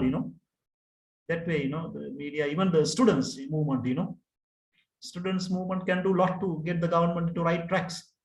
But now the university is closed, That there's no any foreseen future fully operations of the university, The government always say us to go for a hybrid one, Maybe 25% of students should come here, others can study from the homes, Then that way, then they can see all of us responsible for current disaster of the country, we were silent. That is why all these problems, even scientists, professional bodies, your engineers association, accounting association, or whatever, QS association, no one is voicing about the country's problem. Even parliament, parliament never talk the country's problem, that is the main problem, everybody, sometimes politicians' main income is the deals, then how can you develop a country, that way we think about maybe sometime we can have a class interaction discussion, your views on Sri Lankan governments during the last 74 years after the political independence. I think all of you are somewhere around the 20, maybe between 20 to 30 years age, majority of you. Then you maybe taste about the at least 2-3 political regimes, political parties taste of running this country, then sometimes you may have your personal views, sometimes maybe part of you there, their games. Sometimes you may be opposing, as a professionals, you have to take the correct path and analyze, while we were getting independence 74 years ago from Britain, we were the number one in Asia, many indicators, even some other countries to want to follow us, but after 70 years, 74 years later, what happened to us? Today we have to beg from foods from many countries, not only hard currencies, then where are the problems, maybe all of us should be responsible for that, not only politicians or the corruptive government officers, media, academia, scientists, professional bodies, and everybody, we were silent. That is why all these problems. Today we were further silent, Can we create a good government in this island, That may be good questions, because we are a future of this country, I think if I asked genuinely from this class, I think most of you want to migrate, Fortunately, our MBA is giving marks for that, Canada is, Australia, all New Zealand, all the countries are giving more marks to our MBAs, both MBAs are highly recognized. But if you want to create a small, effective, good government, government may be too big, and maybe it's a very corruptive, they have their personal interest only, not that they don't like citizens, they don't love the citizens, then you can think sometime maybe it's a Dubai model, but we have a nice strategic location, no one want to ignore this island nation, because we have a world-class strategic location. Now Chinese are utilizing it, but we ourselves has to utilize it, but that's not happening, then you can see how can we create a good government. Good government it includes very many things, respect to the human right, respect to the human values, and the democratic principles, whatever the human principles, and law and order should be there, equality everywhere should be, that is not happening, especially respect to minorities, respect to the kids, respect to the women, and there is a good government, you go to the Google and type what actually mean a good government and the good governance. It has a very many dimension angles, how can we create the 74 years? We couldn't do it, we have a bad achievements everywhere, treating to minority, we were not good, and human rights, we were not good, law and order, freedom of the judiciary or whatever, corruption in judiciary, whatever, then you can see we don't have a, happiness of the people, the latest indicators, are our people happy or not? Then you can see the last things to discuss. The Sri Lankan after 50 years later from today, what is the Sri Lankan situation 2072, maybe most of you are maybe in somewhere around the 80 years during that, maybe we can assume the 25 years later, what can happen to Sri Lanka, can we be maybe develop, or maybe at least the upper middle income country with a good government, or maybe we may be collapse, next 2-3 years, the economy can completely collapse, and the disarray, maybe looting happening and things like, like what happened to many countries, we have to think about, which direction we can use a scenario analysis to do that one, Sri Lanka stay as it is, borrowing and day-to-day running the business, government finding somewhere some dollars and, making something, and, maybe they find the maybe long-term solutions to the current problems, and put economy in the right tracks. Who can do that one? Can the two political parties or maybe other small parties do it? Do we need another political leader? So what we can do with the government structure, the diplomatic structure, or maybe various professional bodies, media, academia. In that way, these are the things what actually science should discuss. A lot of research are moving, here and there, but these research even don't read by the locals, Some of our research, we have done a lot of research on these things, but other countries are using that, because we have our main idea is to publish in, what we call the world-class journals, Q1 ranking journals, but then the other countries are referring it, they respect to the scientists' views. But in Sri Lanka, they never consult the scientists, Some scientists want to freely help government, but they don't want it, In that way, maybe we can see that we are in a very critical situation, But due to this, the Russian war, most of our tea and tourists are coming. They are buying most of our exports, and the most of the foreign exchange coming from them, Most of the tourists come from the Russia or the Ukraine to us, Now here stuck somewhere around 5,000 tourists, Now we have to look after them. We don't know till when. Then almost we can't look after our own citizens, In that way, you can see the situation becoming, oil prices has gone up, The gas may be going to be critical situation, Most of the Middle East gas now ending with Europe. The Russian gas, whenever they put a lot of embargoes on the Russia, then you can see there may be more problems will come, Corporate world has to know, Then you can use whatever things you learn in your MBA class and apply and see that, Can we create a future in this country? Then if you ask them, some of you may have kids, Do you want your kids to stay in this country, or do you want to send them somewhere, Things are not better working next 25 years also this can happen, Maybe 50 years also same thing can happen, Then think about, read the respective chapter, and I gave the extra materials. Likewise, what we call the Sri Lankan situation. If you see the Sri Lankan situation some time back, I think very nice article written by this one. No, this is the case study, case study. You see that the games and this one as a group you can read it. Now I gave the 2 weeks time you to submit it. My idea is to you to learn more, all these idea of giving case studies and exercises and discussions, you to learn more, that was idea. Let me check that the one.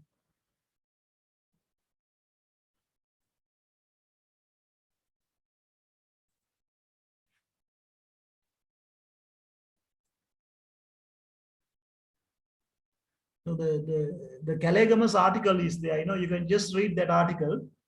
Then you can see over the years, from independence up to now, what actually government has achieved, where the government invest end up, most of the government investment go to the welfare provisions, but we have achieved something out of that one, especially the health sector, we have very good indicators, and the education we have maybe at least the read and write, how people can do, that area we can have a lot of achievements, but some areas, especially the growth area, we may have problems.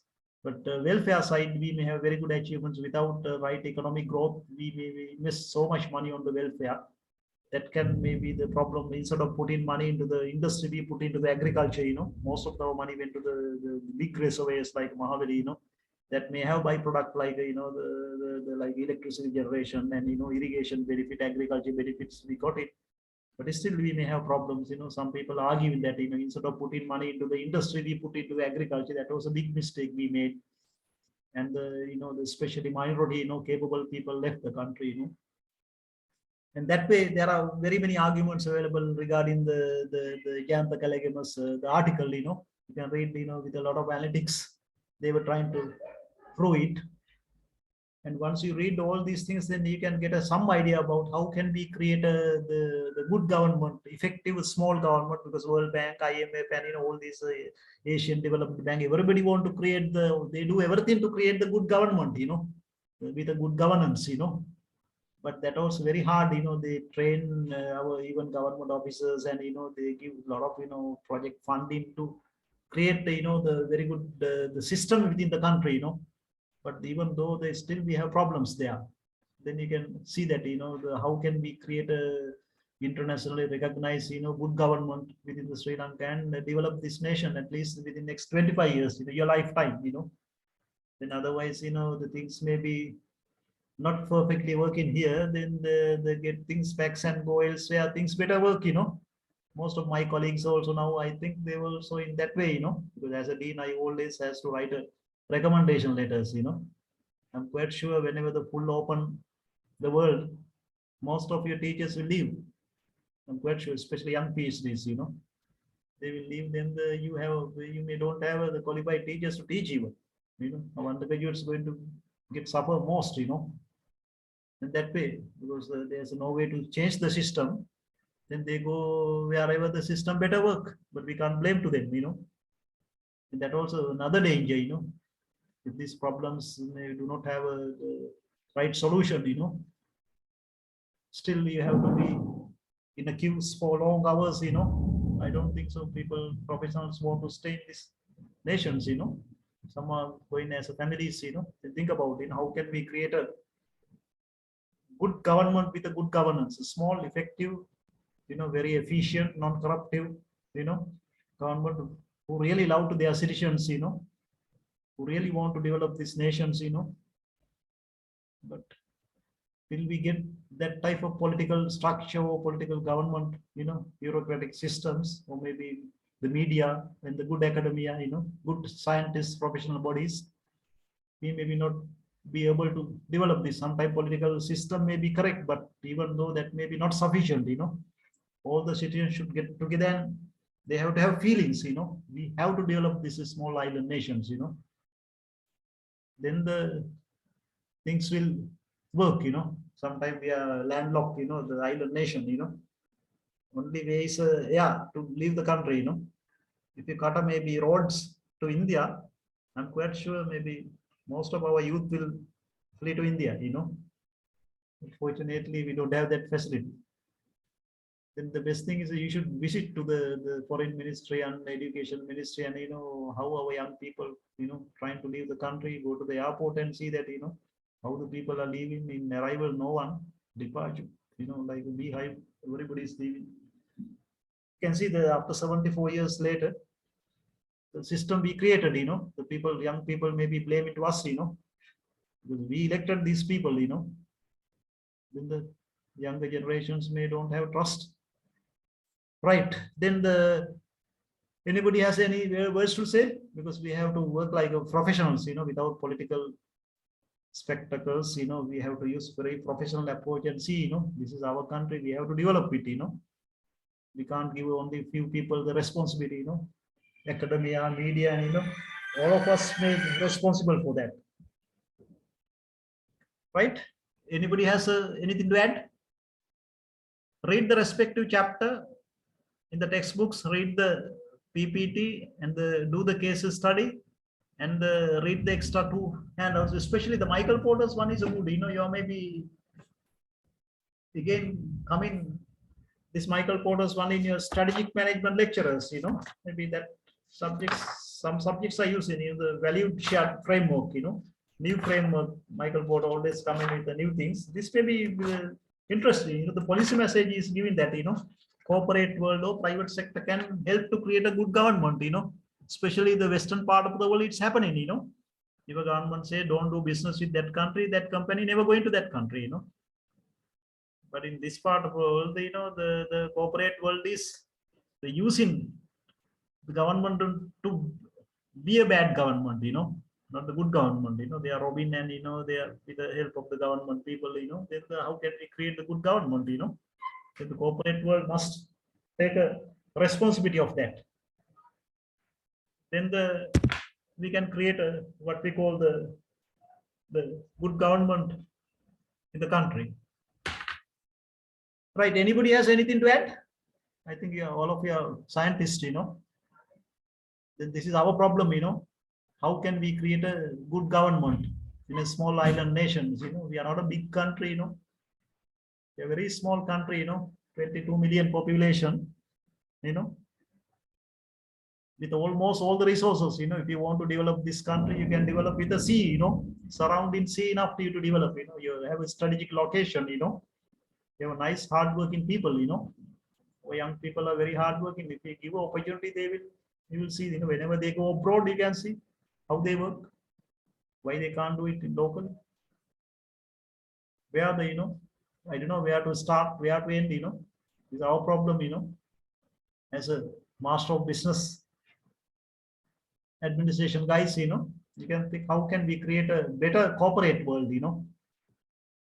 maybe not the short-sighted private sector, private sector long term, the benevolent, what we call the patriotic private sector, and how the Japan developed by the few companies, Korea developed by the few companies. You don't find 1,000 companies. Maybe Korea has 7, 8 companies, They do all the things in Korea, they pay taxes, they give jobs, they do exports, and they create foreign currencies and everything.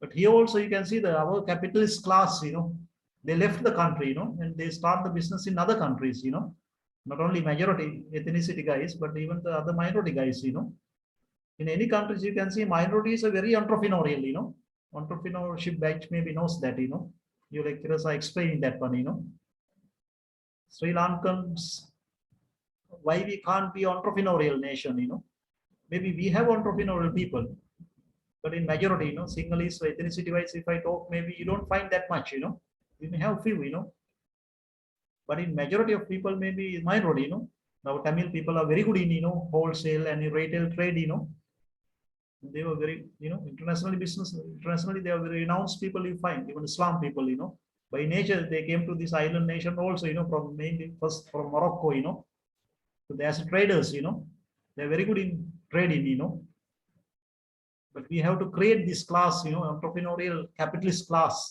industrial entrepreneurial class, not the traders, You just import export guys, they don't add that much value to the system, No risk taking, entrepreneurial class. At least maybe out of this MBA class, if we can create 5 people as a key business people, we can develop this nation without any problem. In undergraduate level, we do a lot to enhance entrepreneurial skills of the undergraduates, But even though once they left the university, they were not interested about that, Engineering faculty, we have so many programs, in IT faculty, now we have medical, business faculty also, We have so many, we feel that, as a university, we have to create this entrepreneurial class in these nations, Then at least we can solve our problems, Right, anybody has anything to add? The role of the government? How can we create a good government? Whose fault 74 years later? What happened to us? But COVID faced by all over the world, not only us, but in other countries, you don't see that much queues, But only this small island nation, 22 million people, We have so much queues in the country, oil queue, and you see the, milk powder queue and gas queue, and, but still the government is not open, government has to say, look, we don't have any single dollar left. Then how can we increase our foreign reserves? We don't want to go to the IMF, without IMF seals, approval, no country want to give any single dollar to us. Because that also, whenever you go and ask for the money from other countries, their message is, go to the IMF. After listening to them, we can help you. India also said the same thing, But IMF is not giving the commissions, They are very rigorous, money tied to something, With the conditions money is coming, Loss making state, enterprises restructure is not bad, Railway we have to restructure, Air Lanka we can't run, And while we can't run, electricity board, we have to think about, right way to do it. And there are over 100 loss making institute. All of us know, then most or half of our problems are over. Then we will think that way, then as a scientist, educated people, how can we create this country a good government? Right? Seems like anybody that was here heavily raining and thundering, and I like to stop. Anybody has anything to add? Hello, can you hear me? Hello, can you hear me? Yes, sir. Yes, here. Right. Yeah, we can hear you. Yeah, because some areas may be power failure, some areas heavy rain and thundering and bad weather. Therefore, we'll stop. Here also start the heavy rain with the thundering. You will hear that, a lot of thundering happened. Then we'll stop today. Don't forget about the case studies, If we do get a chance to meet again, we can discuss, most of things maybe 10 minutes each case, then you get a more idea, And so please stick into the one textbook. I give very many textbooks, but you can use whatever you like. One textbooks, stick into one good textbooks and read the lecture notes, read the case studies, and try to have a maybe group discussion. Then you learn a lot. Rather than individually. If you want to go far, go as a group. So with this one, then I will conclude the today's session because heavy thumb rain. Right? Okay. Take care. Thanks.